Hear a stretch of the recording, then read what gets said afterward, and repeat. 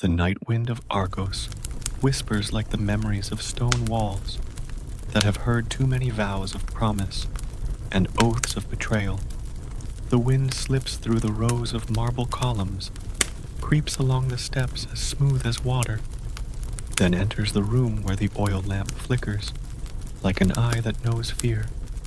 And there, amidst the curtains, heavy with the scent of incense, King Acrisius sits rigid like a statue, his aged hand still clutching the bronze tablet engraved with words he dares not read again, because each time he looks, the oracle of Delphi rises up like molten iron poured into his heart. Beware, King of Argos. From the womb of your daughter will be born the hand that ends your reign. Your blood will be claimed by your own blood. Welcome to the Greek Mythology Relaxation Channel, where every evening we drift together to ancient stories, where gods, humans, and fate are just small ripples, guiding you into peaceful sleep. Before we begin, please subscribe to the channel if you want to hear stories told every evening in the rhythm of the sea, of the wind, and of dreams. And now, please find a really comfortable position. Lie down. Let your shoulders relax. Let your hands hang loosely by your sides. Take a deep breath. Then exhale really slowly. Feel the pillow under your head. Steady breathing. Stable heartbeat.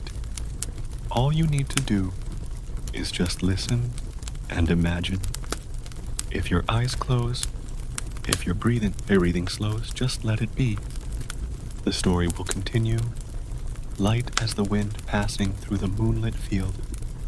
From the moment the oracle of Delphi echoed, music in the palace ceased, like birds driven into darkness.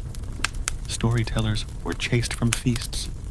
Temple doors remained open, but no one stepped through.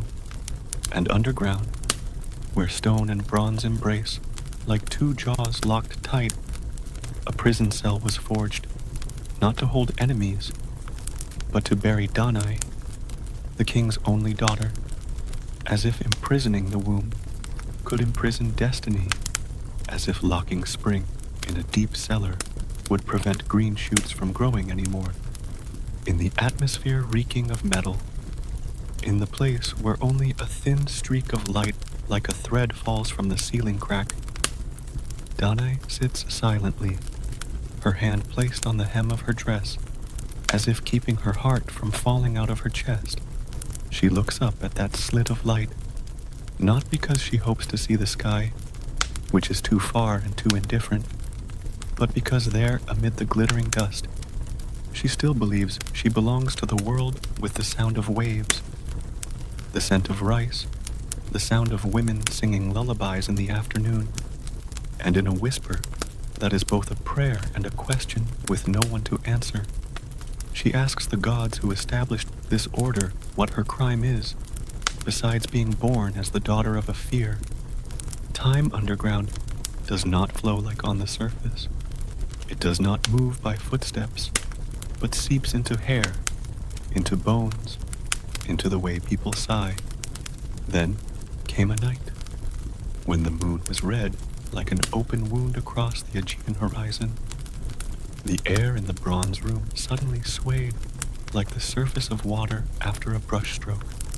The torch trembled, not because of wind, but because of a presence arriving, without footsteps, without scent, only carrying a kind of silence that makes all sounds feel trivial.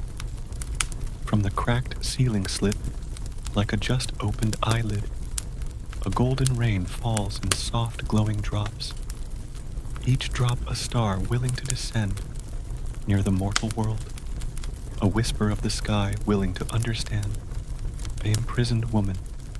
The light touches her hair like combing a stream, touches her eyelids like coaxing sleep, touches her two trembling hands that do not withdraw, because what comes to her is not a blade, but a promise. Amid that light, a voice ancient as stone and youthful as young rice, resounds without a mouth, soothes without touching. Do not fear, child of Argos. From your sorrow will rise a person, one who will tip the scales between gods and humans, and thus, not by demand, not by love, but by the intervention of destiny in the form of light, Perseus was sown into the night, a seed of the future falling on rocky ground, where it seemed nothing could grow except despair. When that news leaked through the bolts, slithered up the cold stairs, past the ears of the guards, slipped to the throne like a snake, carrying the habits of darkness, Acrisius did not roar like a challenged lion. He shrank like a man who had just touched a mirror reflecting his own death. In his eyes, the child not yet cried was already the hand of the oracle. The mother not yet called her child was already the cradle of doom. Power, accustomed to commanding the living, turned its back helplessly before the words of the absent. So, in broad daylight, but as in an eclipse, the king ordered the child taken away, the mother sealed in a cedar wood chest, wax packed into every crevice. Fate bound tight with ropes and ordered the sea to do the rest, because when humans cannot defeat destiny, they often choose to be accomplices of nature. The soldiers carried the chest to the shore, where waves crashed like 10,000 hands, slapping in unison. The sky shed no rain, but a cloud held its breath overhead, and in the moment the ropes were cut, even the sea seemed startled at the command to swallow a mother and child. The chest drifted away, first like a cradle rocked by waves, then like a coffin carried by waves, oscillating between those two names, like every newborn creature placed between promise and threat. Meanwhile, in the palace, Acrisius walked toward the temple, not with the feet of a king, but with the steps of a man whose shadow had been burned by words. Before the statue of Apollo, stone eyes wide open, as if witnessing something that had happened many times since the world had few people, he spoke as if pleading, "I resist you to escape the fate you placed upon me. If there is any mercy left, please spare." But the gods, who are principles disguised as faces, only return to humans the light of silence. And in that light, the truth is not softer, only clearer. The statue did not speak, yet every empty space in the temple knew that the beggar had just added a new link to the wheel he feared. On the sea, the wooden chest was lifted by waves like cradling a just-sown secret. At times, waves crashed so hard that the chest planks creaked like people. But inside, Danae still held the baby, not to keep warmth, but to keep order. If there was anything in the world that still obeyed a woman, it was the heartbeat of her child. She told the baby things that one day would become his own memories. The smell of ripe rice on the slopes of Argos, the sound of threshing in the late afternoon, the shadow of birds circling the citadel, and the story of stars that do not fall. So he would know that there are things on high that choose to keep their word. One night, when wave crests rose like mountains, a streak of stars fell across the horizon like the stroke of an invisible painter. The chest changed direction not by steering, but by the invisible hand of the current, and toward there, where seafarers call the place, where the sea remembers land, an island rose slowly like a gentle thought. The sandy shore bowed to welcome the chest like a closing eyelid. The sound of nets being pulled at early dawn, the smell of fish, the smell of wind, the smell of hearth ash, all arranged into a short melody, heralding a different life. People would call that island by many languages, retell it in many voices, but at this moment, only the waves understood that they had just completed a silent mission, bringing the cradle to shore, not letting the coffin sink. Meanwhile in Argos, the king, who thought he had commanded the future, slept in the room full of incense, but his sleep was heavy like an iron helmet, and in his dream, he saw a disc flying away, not like a weapon, but like a spoken word just slipped out, and when it returned, he could not swallow it, because everything said to destiny is heard and kept. Morning, Argos opened its eyes like a great beast just awakening. Markets bustled, boats set sail, rice harvested, festival drums beat. No one in the crowd knew that in a distant place, where wave foam still smelled of wood, a child had just breathed the first breath of a story that would return here, while a woman, Danae, watched sunlight fall on her child's forehead like a baptism from the sky, knowing that from this moment she was no longer the imprisoned victim, but the guardian of a promise, and a promise, once it finds shore, will learn to walk on human feet to reach where it needs to go. Dawn slithers up from the east like a silver-plated snake, wrapping around the sleepy waves. The first light hits the sea surface, shattering into thousands of glittering mirror shards, each reflecting a moment of eternity. The cedar wood chest, that drifting cradle, coffin, curse, Bowl bobs on that layer of light, as if the sun itself does not know whether to bless or punish. Inside, Dani awakens amid the rumbling sound of water hitting wood, the ceaseless sighing of the ocean. Her hair is drenched, clinging to her shoulders like seaweed, her robe soaked, sticking to her cold skin. In her arms, the tiny child, Perseus, still sleeps, his breathing fragile like wind slipping through the chest's cracks.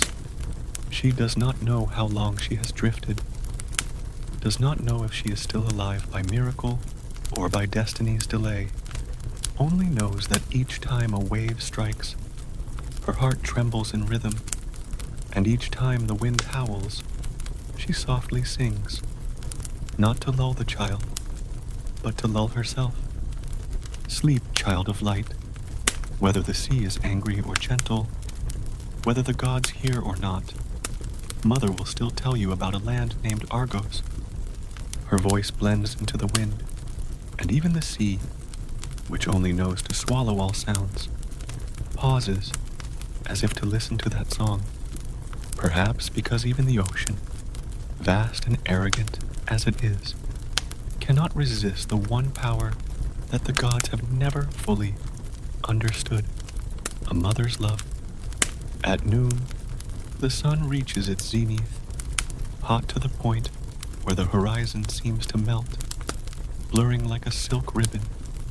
Danae is parched, her lips cracked, eyes stinging from salt.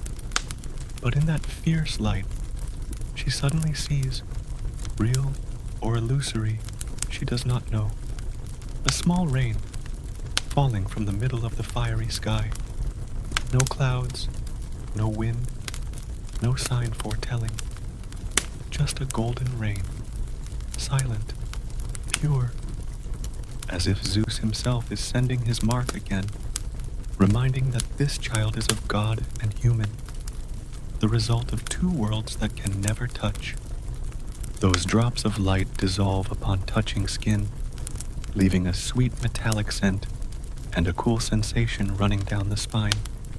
The baby stirs, opens his eyes for the first time, a gaze clear as if no darkness has ever existed in the world, but within it hides a strange sternness, the gaze of those born to witness the tragedy of the universe itself. Danae lifts her child, her hands trembling, Perseus, she whispers, as if naming is an act of prayer. You will live, even if the sea wants to claim you as its own. A great wave crashes, slamming it into the chest, submerging it for a moment. Water pours in through the cracks, cold like the hand of death. But right then, a gust of wind changes direction. The sea as if hearing a command from on high, and instead of submerging, it lifts the chest, pushes it forward, light as the hand of a hidden father. Many days pass. The sky and water merge into an endless mirror, to the point where one cannot tell what is above, what is below. Danae gradually no longer senses time, only her child's heartbeat.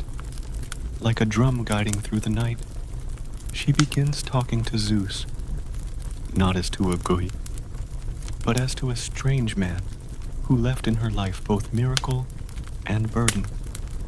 You told me not to fear, she whispers into the night, but it is that fear that has kept me alive. If you want my son to be great, let him touch land before learning to fly. No response, only a streak of falling star, long like a wound, and the sound of waves continuing to tell and retell its own story. The story that never ends, only changes names through each human life, until one early morning, when the sea surface is covered in fog like a morning veil, a dark shadow appears amid the mist. It is not a monster, nor a merchant ship, but an island, rising from the fog like a memory of land. Waves push the chest onto the sandy shore, then retreat, leaving a long silence, like the moment before someone exhales after a long dream. Danae lifts her head. The first sunlight of the new land falls on her face, warm and heavy, like a word of forgiveness. From afar, a fisherman named Dictys, brother of King Polydectes, sees the strange object washed ashore, runs over. When he opens the chest lid, light pours out like dawn blooming in darkness, and inside is the exhausted mother with the child whose eyes are like two pieces of night sky. Where do you come from? Dictys asks, his voice trembling. We come from fear, Danae replies, smiling weakly, but hope can live thanks to human kindness. Dictys asks no more. He takes them to his hut by the sea, where wind blows through the thatched roof, creating sounds like prayers. From that day, the sea is calmer than usual, like a beast that has completed its assigned task, lying down to rest. The first night on land, Danae sits by the fire, watching Perseus sleep. The flame illuminates the child's face, the face of one who will make the gods bow and also make blood spill to fulfill an oracle. She softly says, almost afraid of her own words, if destiny has chosen you, I will be the one to teach you how to face it. Not with a sword, but with the faith that humans, though small, can still make heaven and earth listen. Outside, the sound of waves crashing against rocks remains steady, like the heartbeat of the world. Each beat is a reminder that every myth begins with a mother who dared to believe, and with a child who does not yet know he is destiny's answer. On the island of Seriphos, where white stone slopes touch straight into the sea, like the ribs of a giant beast buried half-body in waves, time passes by the rhythm of wind and water. In the morning, the sun rises from the east, like a gold coin falling to the bottom of the sky, and in the afternoon, it sets to the west, amid the rustling of dry grass and the cries of seagulls. There, among rough fishermen, and sunburnt children, Perseus grows up not in a palace or temple, but in the small hut roofed with seagrass, where Danae hangs clothes to dry, and Dictys mends nets, a small, humble world, seemingly out of the gods' sight. Every morning, Perseus follows Dictys to the shore, barefoot on wet sand, hand pulling the rope tied to the old boat. He learns to read wind through cloud movements, to distinguish fierce waves from gentle ones, to be silent when the sea is listening. Dictys, the gentle man with eyes faded by sun, teaches him not only how to cast nets, but also the art of waiting, the art shared by fishermen and those bearing destiny, for they both understand that some things only come when humans know to patiently bow their heads. The sea does not bestow, it only returns, Dictys often says, his voice deep and salted. What you throw one day, it will return to you, fish, stones, or your own life. So when you throw with a clean heart. Perseus listens, says nothing, but in his eyes there is always a strange light. Not the light of childhood, but of those who see more than they should know. He often sits alone on a rock outcrop, looking at the water stretching endlessly, and sometimes, amid the glittering reflection of the sun, he imagines seeing a transparent figure. Unclear if it's his father's face, or just the waves' trick. Each time like that, his heart beats fast, then calms, as if deep within him a voice says, "Do not seek. When the time comes, it will appear on its own." Danae, though living among simple fisher folk, still carries in her the bearing of royalty, not through garments or jewels, but through her way of silence. She does not speak much of the past, even less of Argos, but sometimes, on bright moonlit nights, when Perseus is asleep, she steps out to the beach, lets the wind blow her hair loose, and whispers to the stars. She speaks to the mother of the gods, to the earth, to the sea, and to the man of gold who fell into her life, that she does not regret, because though abandoned, she has been given a living proof of light. Each time she looks at her son, she remembers the night light fell through the ceiling crack, and in her heart, both grateful and afraid, because light, once it touches humans, leaves a mark, wound, or miracle, depending on who bears it, and she does not know which of the two her son will be. Time passes. Perseus becomes a tall youth, skin tanned, eyes like the sea on a stormy day, deep, dark, and always hiding something not yet surfaced. He has strength no one taught, agility no one trained, and compassion no one has yet spoiled. The people of Seriphos love him, a child who helps the elderly, smiles at little ones, and dares to jump into water amid storms to save sinking boats. They say he is protected by gods, but no one knows that the gods themselves created him. But Polydectes, king of Seriphos, brother of Dictys, sees in Danae something else, not the light of motherhood, but the gentle beauty that power always craves. When hearing the tale of the woman washed ashore with her child, Polydectes half believes, half doubts. But when seeing her, he believes immediately, believes that the gods still envy humans, and that there are women who make even destiny slow down to gaze. Polydectes finds every way to bring Danae to the palace, using protection as pretext, respect as reason.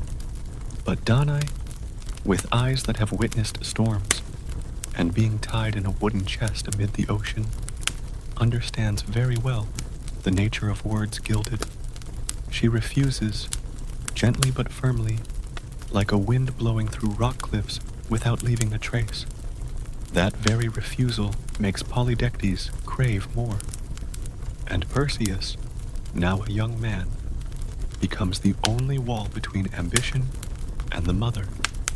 One afternoon, when the sun falls into the sea like diluted blood, Polydectes holds a banquet, inviting the entire island to attend.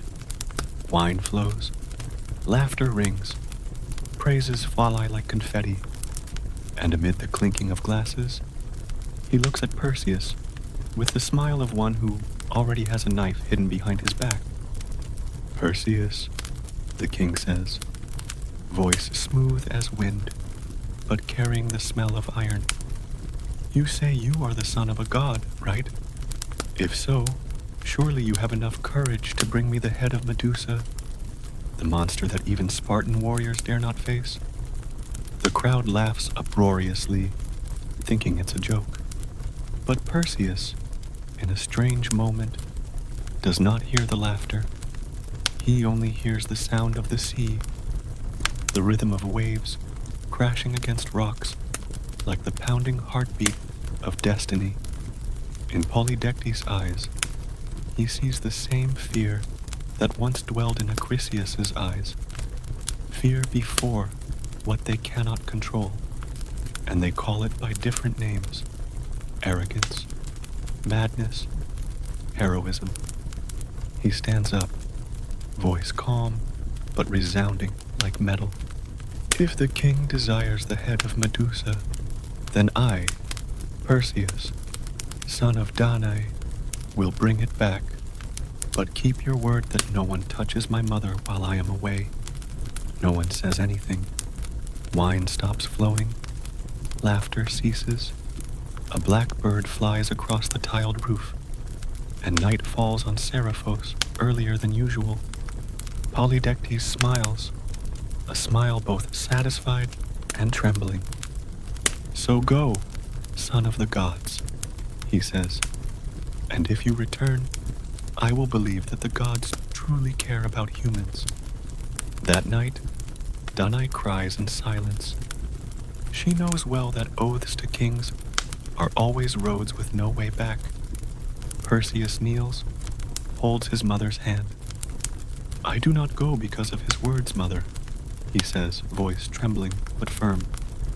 "I go because of what makes him fear, what even the gods cannot erase. We are born to choose how we live, not to let others choose for us." Wind rises, blowing the grass roof, making the torch flicker wildly, like a soul about to leave the body. Danae places her hand on her son's forehead, softly says, "If you must go into the night, let light guide the way, and if light is gone, let mother's faith be the fire." Outside, the sea still sings its wordless song, and above, the stars silently witness the birth of a new journey, a journey that will take Perseus through the boundary between human and God, between light and stone, between fear and victory. Meanwhile, on the shore, Danae stands watching the small boat disappear, her hand open in the wind, as if wanting to hold her son's image, but only grasping moonlight, the only thing still faithfully illuminating the footsteps of destiny. On the 7th morning since Perseus left the island, the wind changes direction.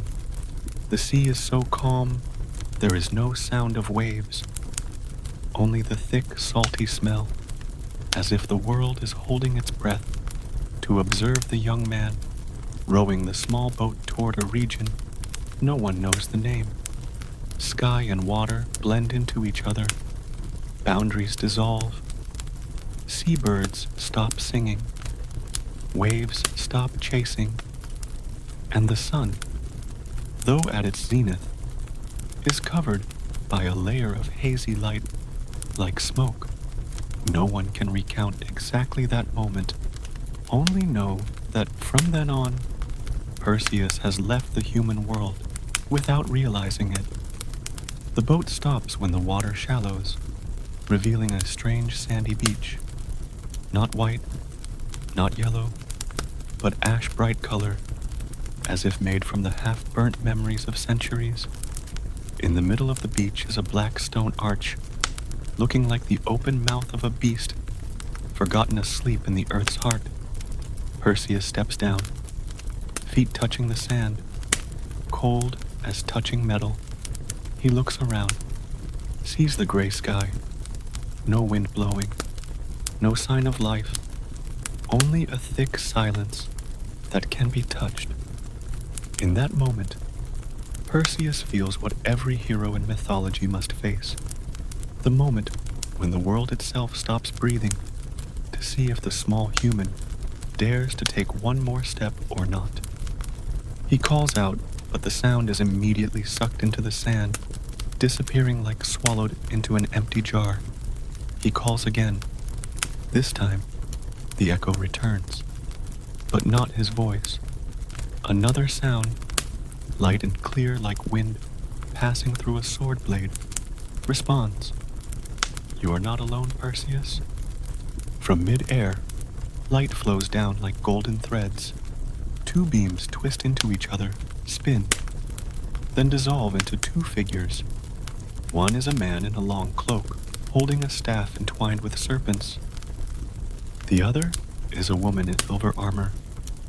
On her head a warrior helmet, eyes bright like a sword reflected in water. He recognizes them even before they name themselves, because the blood of gods, no matter how diluted, recognizes its own light. Hermes, Zeus's messenger, the one who knows all paths between sky and earth, and Athena, goddess of wisdom, who was not born from blood, but from the universe's first thought. Perseus kneels down, not because of fear, but because deep inside he feels his heart bowing. Hermes smiles, steps closer, his voice light yet resounding, like silver falling on a stone slab. You carry in you the blood of gods and humans, the mixture that Zeus loves most, and also fears most. But that blood, Perseus, does not by itself make you a hero. It is your choice that does that. Athena tilts her head, looking at Perseus as if wanting to pierce through his mind. Humans can use a sword to kill monsters, she says, but only with wisdom can they kill fear. And what you are about to face is not just a monster with teeth and claws, but something that lives by its own gaze. Having said that, she waves her hand. From the void appears a shield, shining like a mirror, its surface reflecting all shapes, but not retaining the shadow of the one looking. This is Aegis, Athena says, the shield of reflection. You will not look directly at the monster, but look at it through the mirror of yourself. Hermes gives Perseus a pair of winged sandals. When Perseus puts them on, the air around his feet lightens, as if the wind becomes part of his skin. And this, Hermes says, is Talaria. They will take you through places where the earth is not patient enough to exist. He bows his head to receive them, feeling each strand of wind threading through his hair, the metallic smell of the shield mixing with the smell of sea salt. Athena continues, you must seek the three great sisters, those who share only one eye and one tooth. They live at the edge of the world, where light and darkness mix like blood in a dream. Steal their eye, for only then will they tell you the way to the realm of the Gorgon. Hermes places his own on Perseus' shoulder. And remember, do not consider our gifts as magic. The gods only open the door, but the one who passes through is still you. The wind rises suddenly, strong enough to make the sand whirl around like thousands of small mirrors. The two gods gradually dissolve in the beam of light. Athena disappears like a flame sucked into the wind. Hermes turns into a silver smoke streak, gliding over the sea surface, leaving behind a vague laughter, like echoing from inside a seashell. Perseus stands amid the sand, alone but no longer lonely. In his hand, the shield reflects the lead-dull sky. On his feet, the sandals lightly vibrate like bird wings, waiting for command. He raises his head, his gaze steady like a blade. If you open the door, I will step in. If destiny has called, I will answer.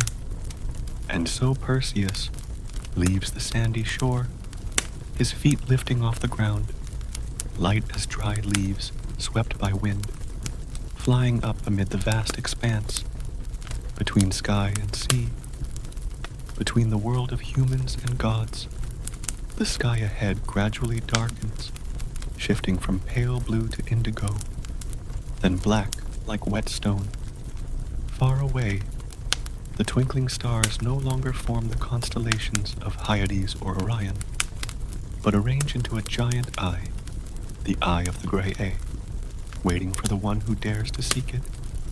Meanwhile on Earth, in a very distant place, Danae startles awake. In her dream, she sees her son flying up, surrounded by light, then dissolving into the darkness. She sits up, her hands clutching her chest, clearly hearing her heart beating like a drum calling a storm. Zeus, she softly says, if you ever loved me even for a moment, please let that child return. In the sky, lightning flashes, not like a threat, but like a nod.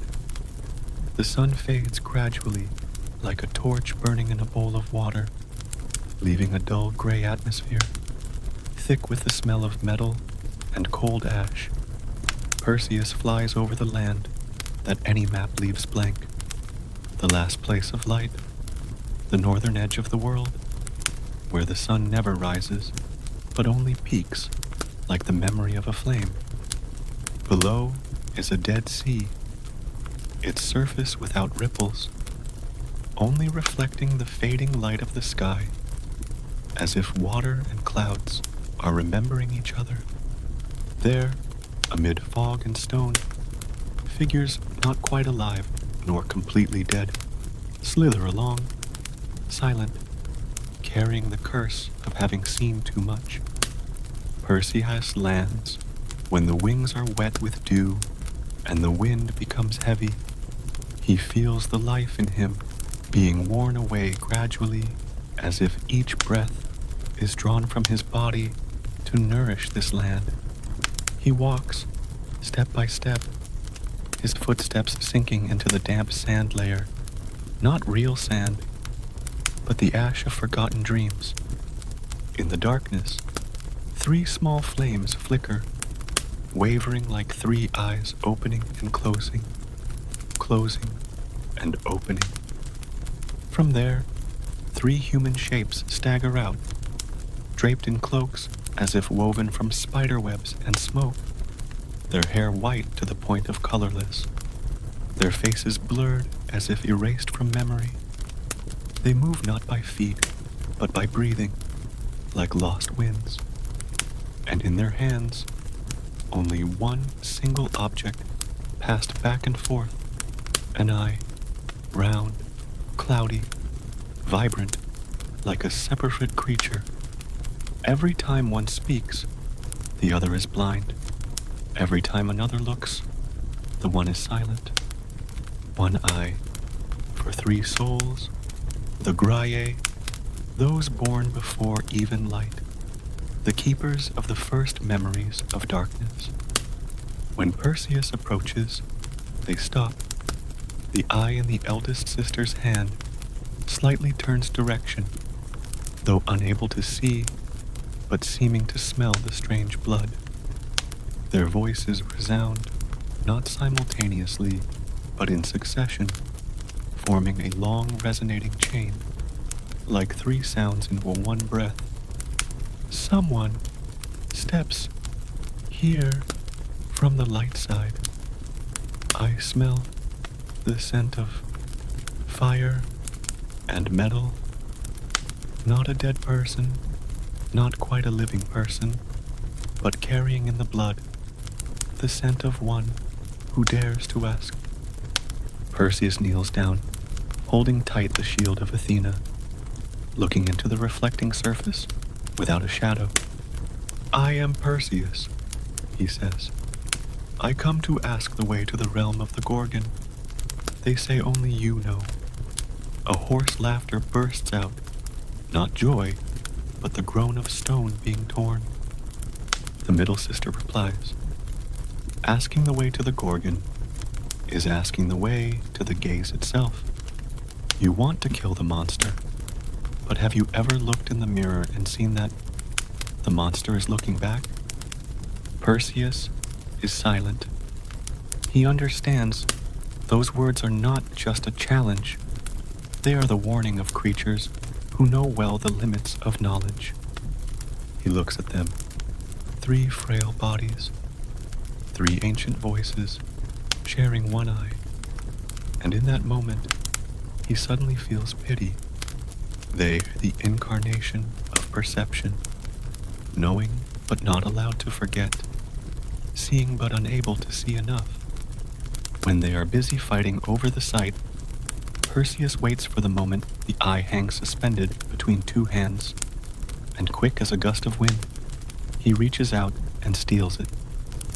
The 3 figures howl, the scream shattering like stone flung from a cliff, and space shakes. Perseus squeezes the eye in his hand. It is warm, alive, pulsing lightly like a heart. Give it back. No longer see. You have stolen our only light. Perseus stands amid the storm of sounds, speaking loudly, his voice resounding like a command. I do not steal to destroy, but to ask. Tell me the way to Medusa, then I will return what you cling to, like shackles. The air settles. After a long while, the eldest sister softly says, her voice like dry leaves, Northwest, where night has no dawn, there is the land of stone. Every creature there has seen what they should not see. Follow the sound of the river flowing backward. Through the field without flowers, you will meet the guardians of darkness. But remember well, Perseus, go without fear. For fear is what makes eyes open before the soul can close. Perseus nods. He throws the eye up high, letting it fall right between the 3 trembling hands. Right when they touch each other again, light flashes like lightning, and when it fades, only ash and the smell of burned iron remain. He understands that the 3 sisters have dissolved into their own knowledge, for they only exist when seen. When Perseus turns his back, he feels the winged sandals, heavier than before, not because of wind, but because of the meaning of the action just done. He not only overcame the challenge of strength, but of perception. To continue, humans must dare to steal back the light from the hands of those who have held it too long. In the sky, clouds tear into the shape of a snake, writhing toward the west. Athena appears briefly through the reflection of the shield, saying nothing, only nodding, a nod both praising and warning. Perseus looks in the direction of the wind, where far away a faint strip of light appears, like the path of souls turned to stone. He whispers, Grae, you have only one eye, but you have shown me more than this whole world. And then the wings open again. The hero lifts himself amid the hazy ash, leaving behind 3 figures dissolving into fog. And ahead is the long night leading to Medusa, where truth and horror are waiting to look straight at each other for the first time. The wind changes direction as Perseus flies to the edge of the land that the Greeks call the end of darkness.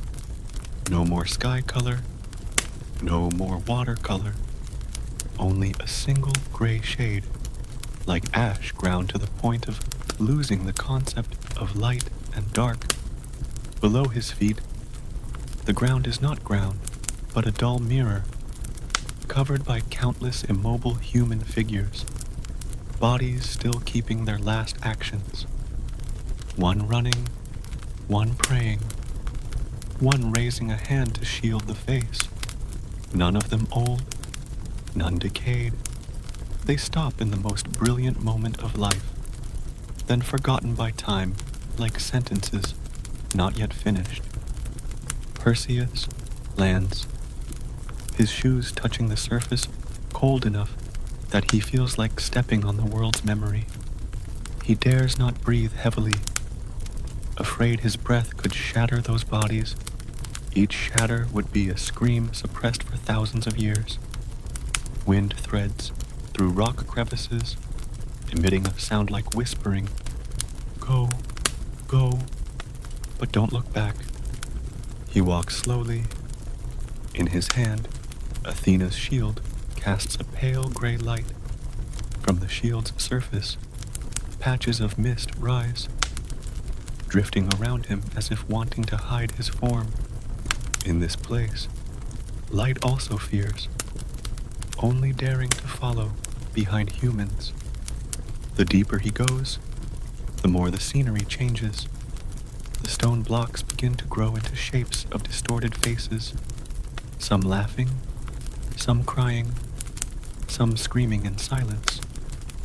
Dewdrops fall on his skin, cold like blood, forgotten in stone.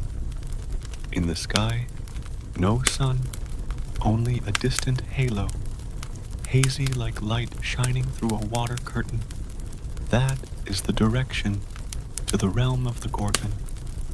He stops when he hears something different from the wind, a very small rumbling, like someone conversing in a dream.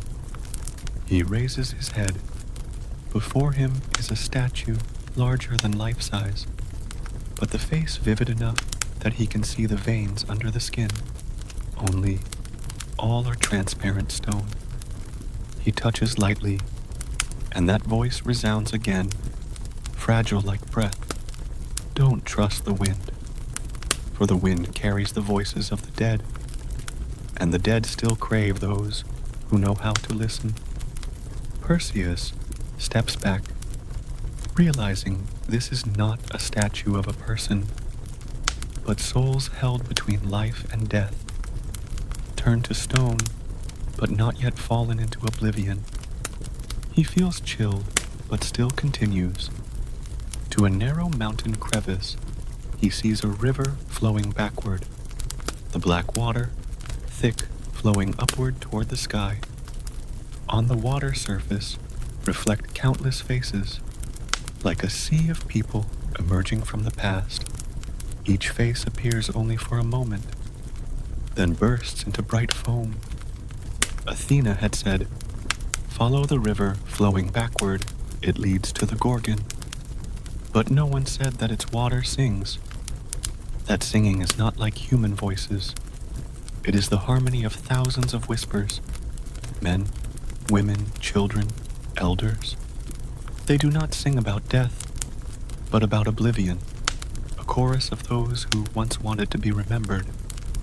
Perseus bends to look at the river. In it, he sees his own face, but older, darker, eyes sunken, and on the forehead a crack of stone. He understands. This is not an omen, but a warning. If he looks directly at what he seeks, that will be the end. Perseus closes his eyes, speaks, "If I cannot avoid destiny, then I will pass through it, like wind through ash." And when finished speaking, the winged sandal take him off the ground, flying over the singing river. Each water drop splashes up with the wind. Each drop touching the shield turns into a ray of light. the only light in the land without light. Far away, in the fog, begin to appear slanting stone pillars, like the giant teeth of the world. Between them, a palace glimmers faintly, not with gold, not with stone, but with the frozen tears of the gods, when seeing what they could not prevent. That is the residence of Medusa and her two immortal sisters. Perseus lands before the palace gate, where the fog is thick enough that if he reaches out, he does not know if his hand is still there, or has dissolved into nothingness. A whisper echoes, unclear from where, nor belonging to whom. Don't forget, Perseus. Medusa was not born to kill you. She only exists to show you the limit of the gaze. He grips the shield tightly, looks up. A beam of light shines across, illuminating his face in the shield's surface. A young face, but eyes already weary. He thinks to himself, if all those turned to stone are because they looked too long, then perhaps I only need to know how to look just enough to find myself. Behind the fog curtain, the sound of metal falling on stone resounds, the sound signaling the moment before a storm. Perseus breathes deeply, feeling the entire world tilting toward him, as if heaven and earth are also holding their breath. He steps into the darkness, and the darkness slightly opens like a velvet curtain, welcoming the first guest who dares to enter it without trembling. Perseus stands before the threshold, built of black stone blocks, tight like helmets.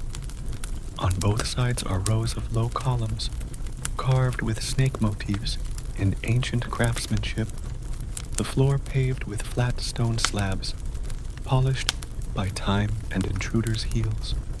There, no singing, no illusory fog, but only the solid silence of a battlefield not yet ignited, and he understands that from this moment, every action must be precise like maneuvers on a military training ground, for the opponent ahead does not converse with words, but with the ultimate consequence of the gaze.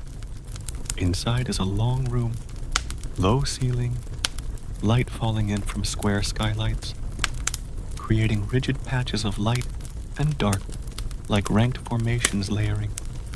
The smell of damp stone mixed with raw hide and metal, indicating this place once had inhabitants, once had weapons drawn, once had hasty meals between two pursuits. Perseus walks along the wall, Athena's mirror shield facing outward like a second eye, Hermes' winged sandals touching the ground lightly but steadily, and at his waist, a leather pouch left by Zeus's messenger at the entrance, the kibisis for containing spoils, along with a curved Thracian sword, the weapon suitable for a quick and decisive slash, all making him look like a warrior stepping out from the annals of a legion trained for years. At the third column rhythm, Perseus stops, tilts the shield at an angle just enough so the mirror surface does not reflect himself, but sweeps into the dark area ahead. The image appearing is not a swarm of moving snakes, but a strip of shadow swaying lightly on the floor, proving the monster is sleeping or keeping steady breath, and he, with the inner discipline of one who has just learned the art of waiting from the sea, lowers his heart rate to a stable level, like the drum rhythm marching before departure, his hand sliding along the sword hilt to measure the strike distance, again, feet placed in a position advantageous for a hip twist. Medusa lies on her side, body covered with rough hide, her hair a bunch of snakes, coiling like cables, the neck exposed between light and dark, enough for a sword to pass if the striking hand does not tremble. Perseus does not look directly, he only looks through the shield mirror.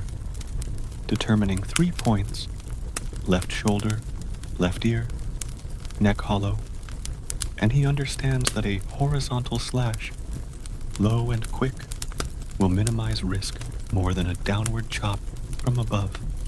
Each detail is not inspiration, but technique.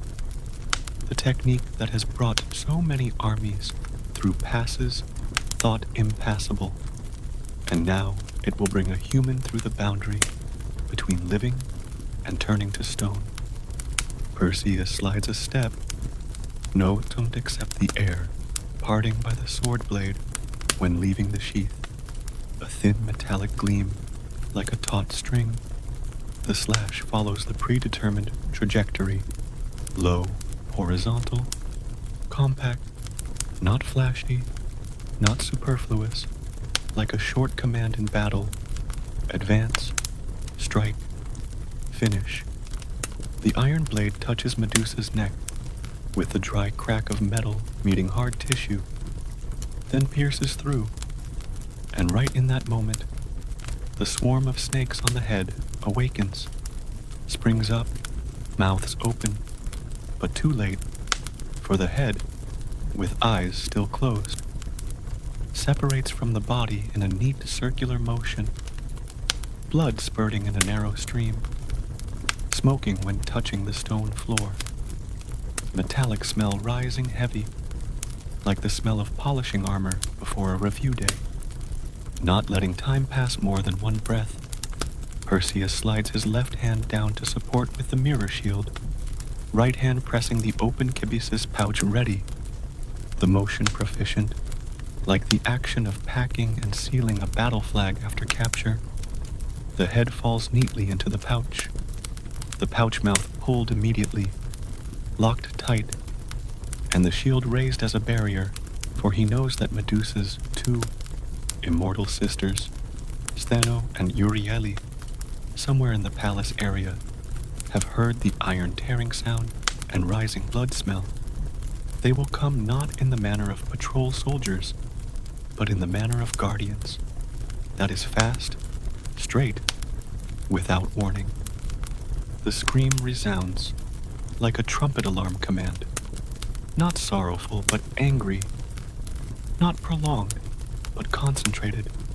And from 2 dark alcoves burst 2 tall figures, hands with claws, steps like jumping over thresholds, snake hair standing like spikes.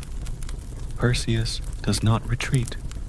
He flies low with the winged sandals, defends in an arc, keeping the shield at eye level so every approach is deflected by the mirror. And he evaluates the terrain in 3 beats. The space between 2 columns, enough for a loop. The threshold step in the hall can create height advantage. The 4th skylight opens a straight escape axis to the sky. The escape plan must rely on speed and angle, not on prolonged engagement with 2 entities that do not know fatigue. The first strike from Stheno sweeps diagonally like a scythe. Perseus drops to his knees, tilts the shield, letting the claws slide on the mirror surface, sparking fire. Then he slips through the gap, launches a horizontal kick into the opponent's knee to cut the pursuit rhythm. Euryale charges from the right flank, a quick hook like a spear thrown at close range. Perseus twists his hips, uses the shield edge to block and push, transfers the counterforce into a jump step, body rising, touching the skylight edge, both hands simultaneously exerting force to pull, whole body surpassing the low ceiling. And right when up above the roof, he does not fly straight, but changes axis to a diagonal path to avoid objects thrown up from below. Experience of one who has seen slings and spears used that way on ship decks when being chased. The palace roof stretches like the back of a giant warship.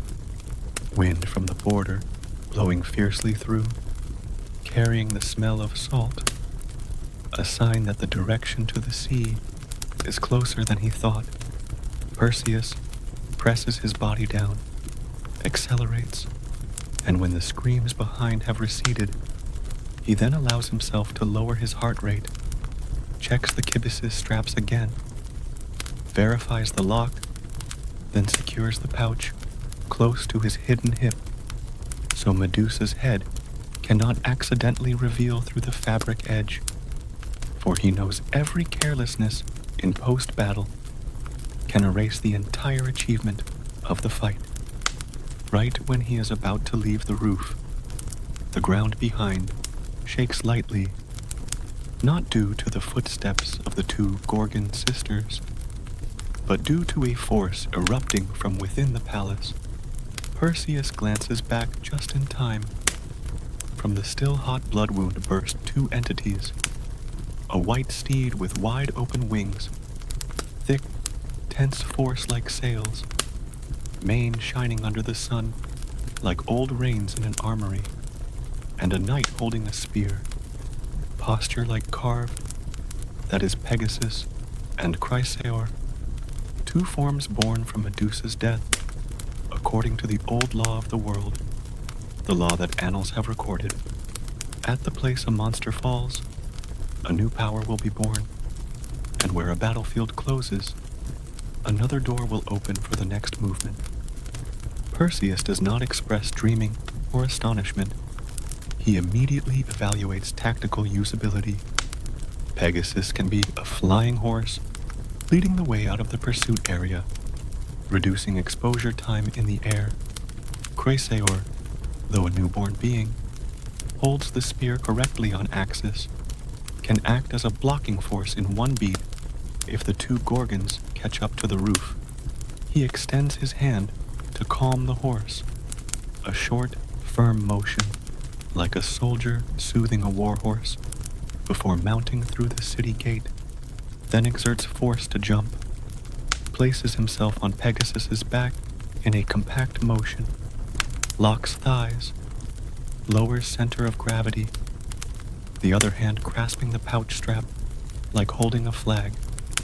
Pegasus launches itself. Wings flap wind. Body and rider fly off the palace roof. The first flight path is low and long to avoid throwing range. Only then increases altitude when out of the wall column encirclement. Below, Stheno and Euryale rush up the roof edge.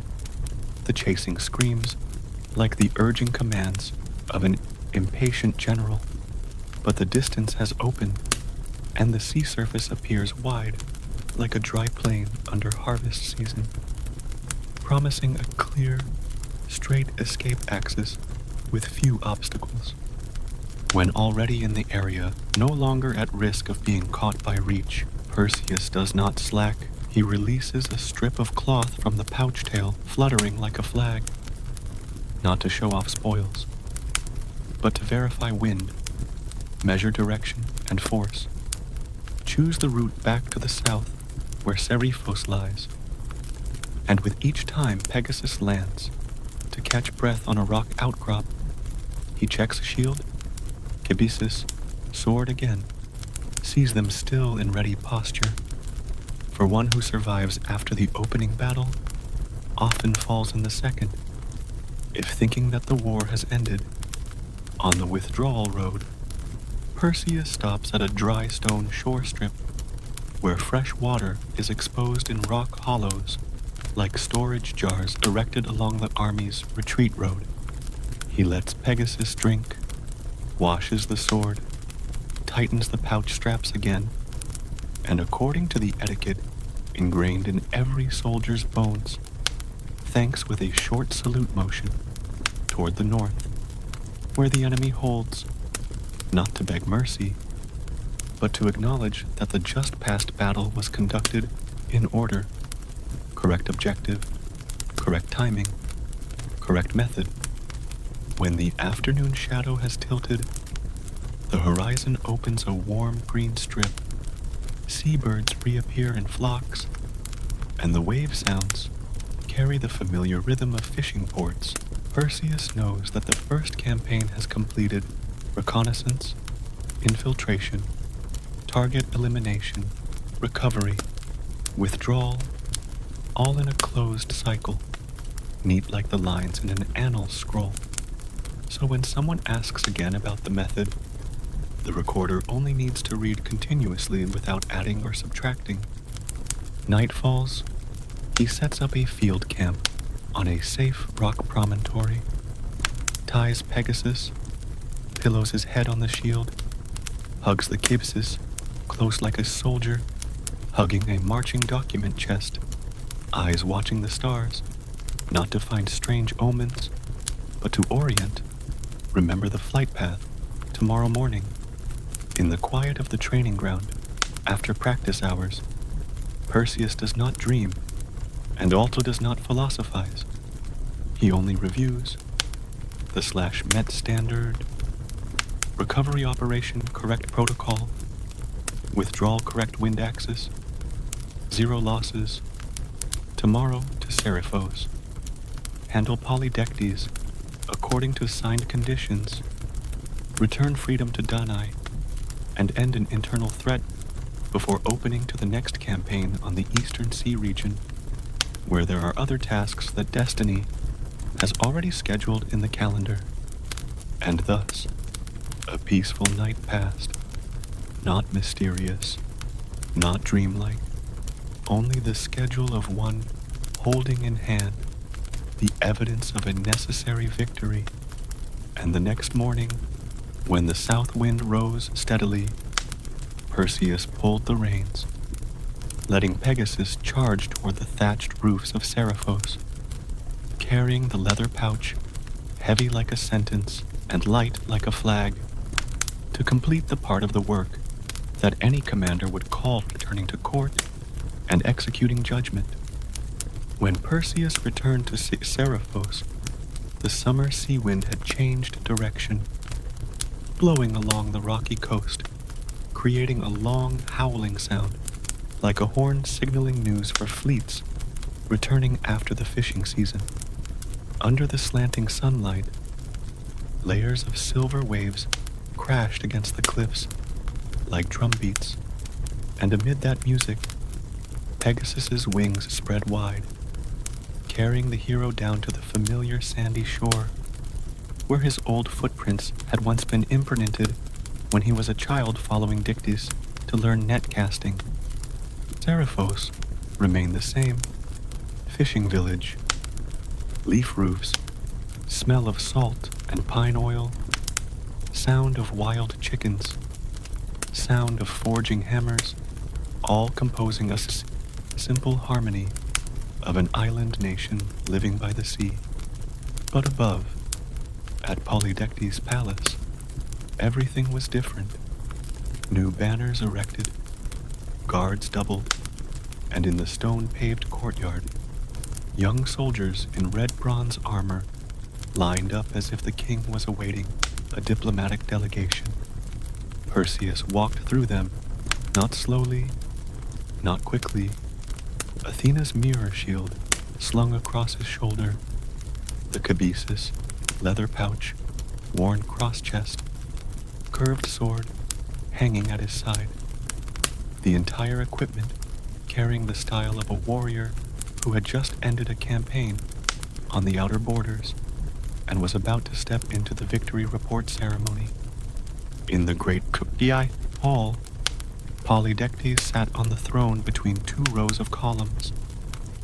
Around him, the nobility of Seriphos, those who had laughed in the wine banquet the day they challenged Perseus. When seeing him appear, they whispered, half doubting, half fearing. Polydectes rested his arm on the chair head, a cold smile, his voice resounding like one reading a ritual. The one who says he is the son of a god now returns. Let me see proof that your words are not just drunken wine. Perseus advanced 3 more steps, his voice slow, steady, decisive. I do not say I'm a god, your majesty. I only do what a mortal can do when keeping a promise. And here, he removed the leather pouch, placed it on the floor, opened the lid. A faint green light escaped, not bright, but cold like lightning and fog. In an instant, The entire hall sank into silence. Perseus said no more, only turned, lifted the pouch to eye level, his mouth softly calling, "Medusa." From inside the pouch, the monster's head had appeared, eyes still open, black pupils reflecting the torchlight. And in that moment, the entire court, along with the king, turned to stone, not by magic, but by the stark truth of the oath fulfilled. They stood in their original postures, one surprised, one fearful, one raising a half-drunk cup, and Polydectes, with the smile not yet faded, became a living bronze statue, reflecting the last light of the power he once had. Perseus pulled the pouch back, closed it tight, stepped down the steps, looked around the hall now turned into a monument of people, and he said, not shouting, not roaring, only like a note in a battlefield diary, "Target has been neutralized. Seriphos is returned to freedom." Outside, the villagers began to gather. They saw Perseus step us out, hand holding shield and sword. Behind him, the palace deadly silent, and they understood that Polydectes' time had ended. Dictys, the king's old brother, ran up from the harbor, his clothes still dusted with fish powder. Seeing Perseus, then knelt down, but he lifted him up immediately, saying, "Your brother ruled like one who keeps fire forgetting water. Now you please rule like one who keeps the sea remembering the wind." Dictys nodded, and the people shouted Perseus's name, like shouting the name of a captain returning after victory. No sacrifices, no triumphant return, only the silent and solemn acknowledgement, the acknowledgement more precious than any laurel wreath, the trust of the community. That afternoon, Perseus walked back to the old hut by the bay. Danae was there, hair streaked with silver threads, her hands still wet from just washing clothes. When seeing her son, she did not cry, did not speak, only placed her hand on his chest as if wanting to measure the heartbeat, then softly nodded. "I heard the wind change direction and knew you were still alive." Perseus bowed, knelt by the hearth fire, placed the pouch on the ground, and said slowly, "Mother, all promises have been kept. Now we owe no one anymore."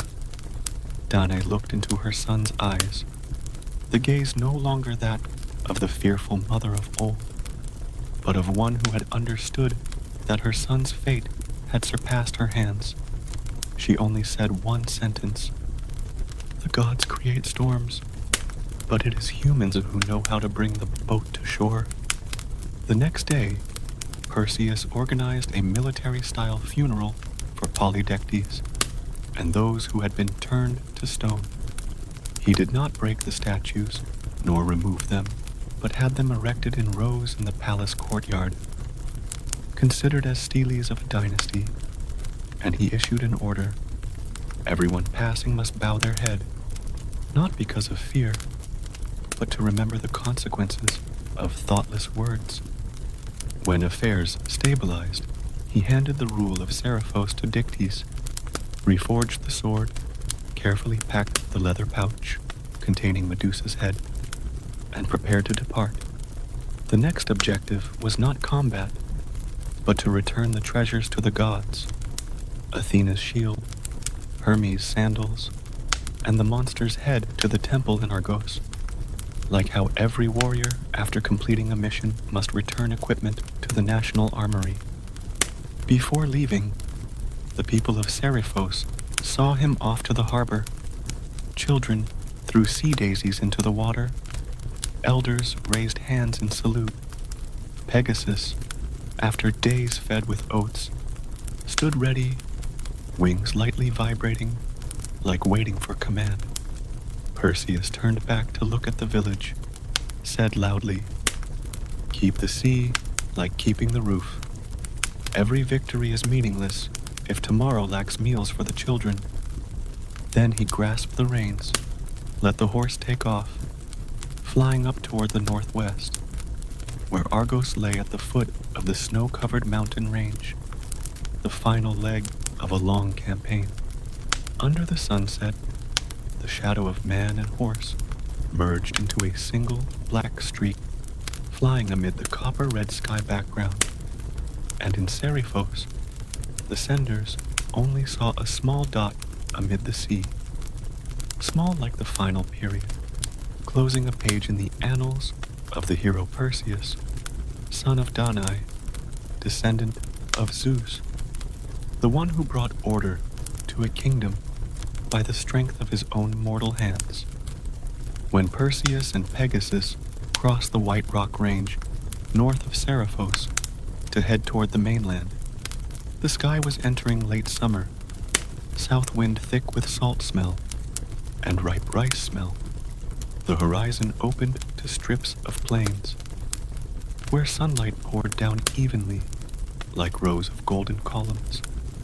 There, Argos, the city-state of ancient walls and unfinished stories, lay still like a scroll waiting for the returner to read the last line. Perseus rode the horse flying low over the hill ranges, looking down at the rice fields and dug canals that his parents had once told, feeling like walking in his own memories. He did not return like a conqueror, nor like a pilgrim, but like a soldier completing a campaign, returning to the old unit, carrying spoils to be handed over. Under the morning light, his bronze armor gleamed with dark streaks like the sea surface in wind, and the cabesus leather pouch at his side heavy, not only because of Medusa's head, but because of the weight of the mission closed. From afar, Perseus already saw the city of Argos appear.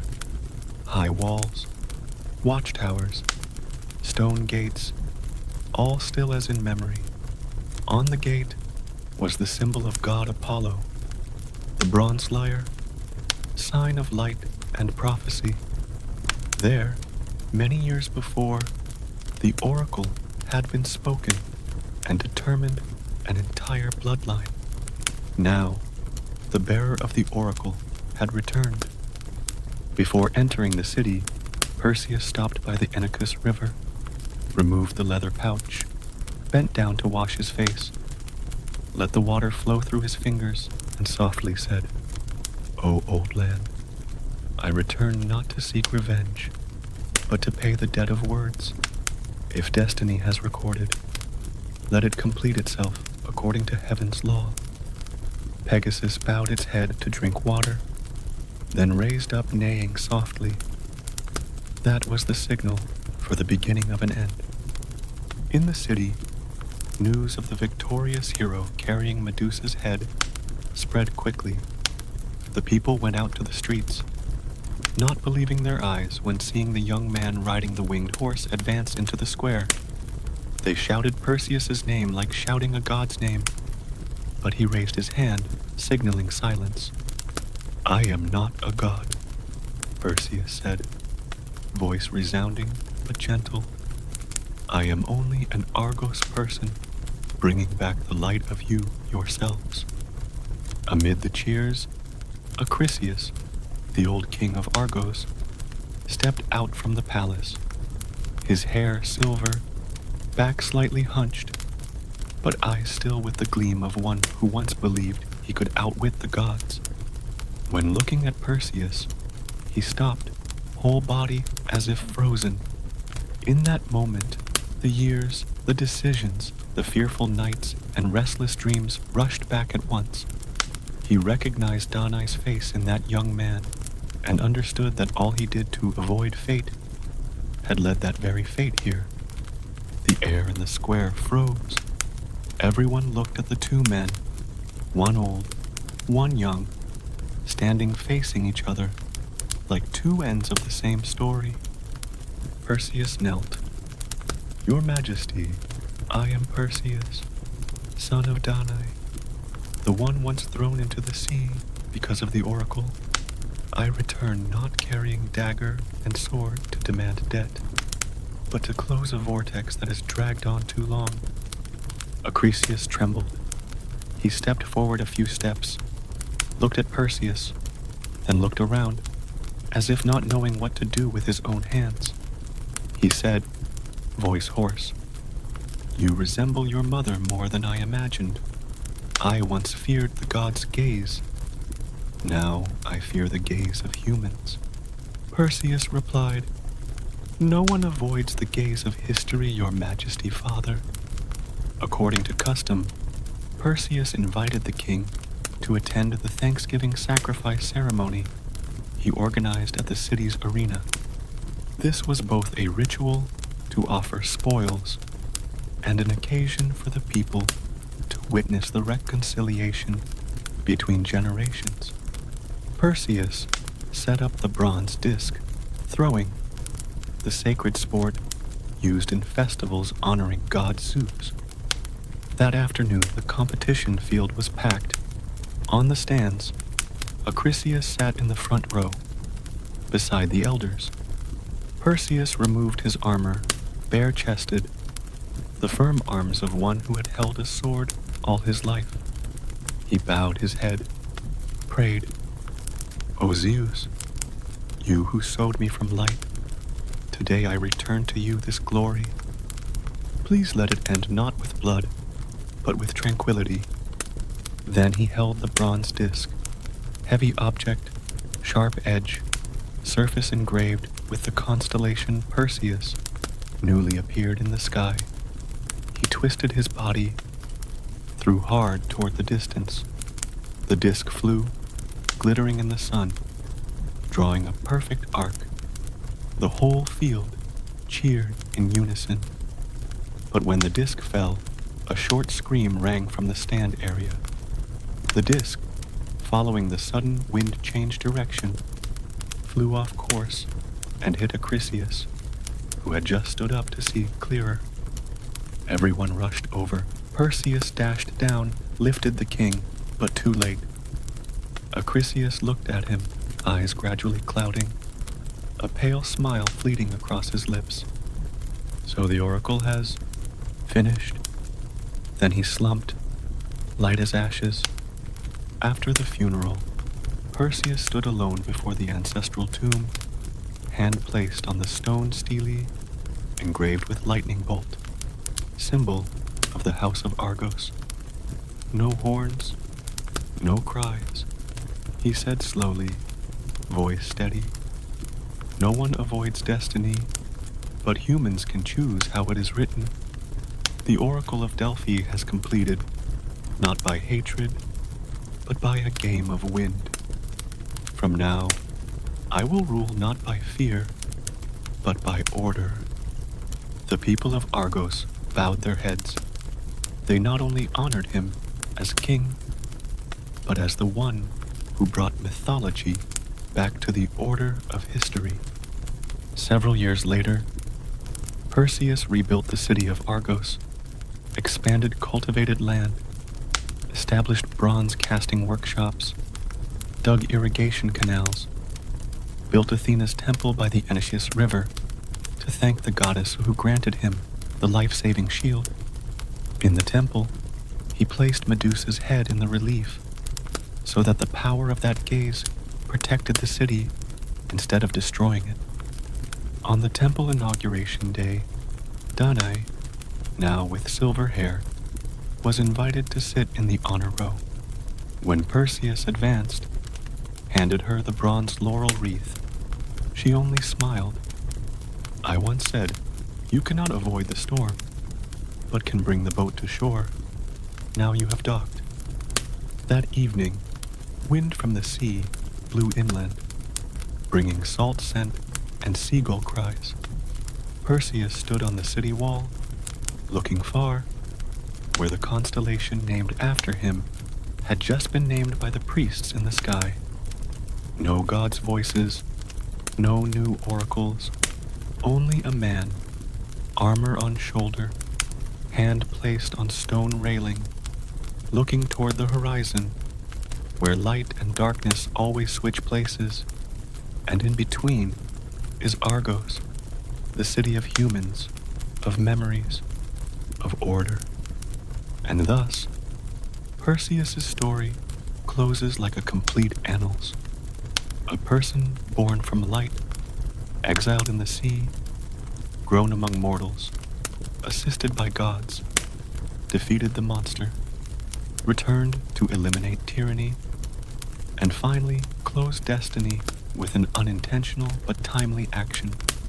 The action that made myth cross the threshold of history. So from then, later generations only mention his name as the one who completed the oracle of the old era and opened the era of humans. When Perseus' reign entered the 17th year, Argos had become an orderly city-state. Merchants from Corinth, Sparta, Mycenae coming and going bustling, and new stone-paved roads opened connecting the plains with the Achaea mountain range. In the temples, people mentioned the king's name not as a god, but as one who knew to keep the oracle within the bounds of law, the one who turned the scattered myths of his father's time into records that can be referenced for later generations. Under his time, Argos had three major reforms: land reform, redistributing public fields according to cultivation capacity; military reform, establishing a compact army of 300 cavalry and 600 elite infantry, trained in phalanx style instead of individual fighting; and ritual reform, stipulating all sacrifices to gods must have practical purposes. Pray for rain, pray for harvest, pray for victory, not ostentatious form. Those things made later historians consider Perseus' period as the transitional phase from myth to politics, the period when a human once born from Zeus's light used his own mortal hands to bring that light down to earth. In the 20th year of Perseus' reign, Athena's messenger brought a decree from Delphi Temple, content concise: your time is enough. Let the power rest. Let the memory remain. Perseus read it, smiled, issued order to prepare the final dedication ceremony. That ceremony was organized at the square before Athena's temple, where Medusa's head was placed. Argos people gathered from morning, standing in a circle around the stone pedestal. When the sun rose to zenith, Perseus wore ceremonial armor, hand-holding shield, bare head, stepped out to the middle of the field, voice slow, firm, not carrying the tone of a prophet, but of one reading his final report. O Argos, land of ancestors, I have returned to you the oracle, rebuilt order, filled rice bowls, and weapon depots. O gods, I have kept your laws without harming mortals. Now, I beg to send back Medusa's head, so her gaze continues to guard the borders, and I retire to the north, where sea and clouds meet, waiting for the day to have my name written in your bronze books. Finished speaking, he opened the kibys's lid, placed Medusa's head on the pedestal. Light flashed out, this time not turning anyone to stone, but spreading into a faint light circle, sweeping through the square, through the walls, through the roofs, then dissolving into the air, leaving a feeling like the city had just been covered with a transparent fog layer. From then, Argos no longer had wild beasts invading, no major epidemics, and no pirates coming near, as if that gaze had truly turned into an invisible barrier around the nation. After the ceremony, Perseus left the city with Danae and Pegasus. The people saw them off to the Inachus River. He did not let anyone cry, only instructed Dictys, who had left Seriphos to become Argos's high patriarch. And if someone asks, say I go to inspect the northern borders. Don't call it departure, because a soldier only departs when the mission is unfinished. Danae rode with her son, her hand still holding tight the reins, eyes toward the sea. Before disappearing behind the mountain range, she turned back to look at the city, roofs radiant in sun, Athena's temple bright like newly polished bronze, then said softly, I am at peace now. No one knows exactly where Perseus went. Some records say he went north, built Mycenae city, where later strong dynasties of Greece would be born. Some say he followed Pegasus flying to the sky, turned into the constellation named after him. There are also simpler records. He lived hidden the last years on a small island, teaching people how to cast bronze and forge weapons. Wherever, all records agree on one point. Perseus did not die in bed, but disappeared amid a dawn when wind rose from the sea and light covered the sky. People only saw the mirror shield erected by the sandy shore, the shield surface still reflecting the sun without needing human hats to lift. From then, Perseus was no longer just a character of mythology, but became a milestone in annals. In Argos schools, children memorized the opening line of the epic.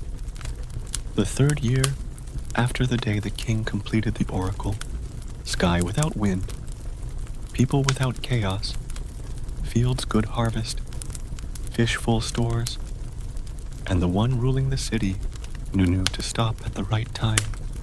In Athena's temple, the priests still lit lamps before Medusa's relief, called Perseus's name in spring ceremonies, not to pray for miracles, but to remind that there was a time humans knew to keep words with gods by practical actions.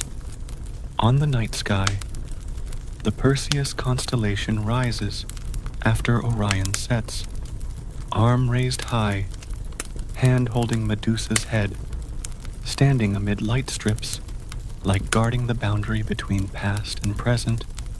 And every time south wind rises, fishermen offshore still retell that they hear the wind calling, keep words, keep order, keep light. That saying, after many generations, became the motto of the Argos people. Motto of a nation beginning with mythology, but surviving thanks to laws and labor. Beginning with Zeus's light, but standing firm by their own hands.